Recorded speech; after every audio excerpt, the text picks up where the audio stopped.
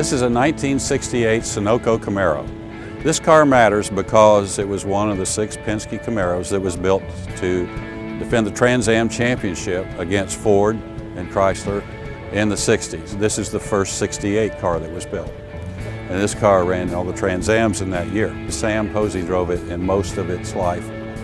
There's 4 known to exist. This is one of the 4. And that's why this car is really significant and really important. They nicknamed their race team the Unfair Advantage race team because they did some things that Ford was looking at them and trying to say, how did they do that? The street Camaro, frankly, was a terrible race car. So it took a lot of engineering to make these cars handle well and run well.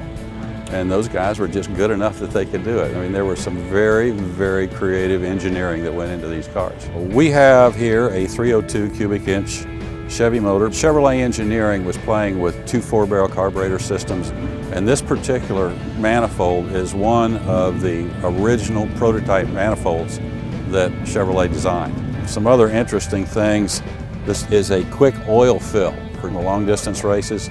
They could put oil in under pressure. Roll bars that come down through the firewall and attach to the frame forward, which give the car much more structural rigidity. Inside the car, it appears to be a safe cage. It's rollover protection, but it's a lot more than that because the bars I showed you in front, some of them also go to the rear suspension. If you look at the safety aspect of this car, it leaves a lot to be desired by today's standards. But this is what they ran in the day. These guys were real guys, there's no doubt about it. It doesn't have power steering, and on a real tight track, it's a handful. The motor has about 55 or 60 race hours, so it's pretty tired. They don't like to go slow. The other cars that are out there, I race with every chance we get.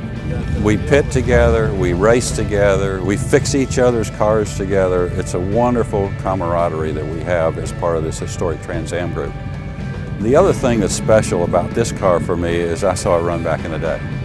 I was at Mid-Ohio, I was at Daytona, and I was at Sebring in 1968. So it never occurred to me that I would have the opportunity to own one of these cars. Especially to go to a track like Watkins Glen or Lime Rock or Mid-Ohio where they raced originally and have them on those same tracks. It's really special. This is the most significantly historic car I've ever had, and I feel a real responsibility to pass it on to the next person, hopefully that'll have the same interest in keeping it as I have. I'm Bill Bryan, and this car matters.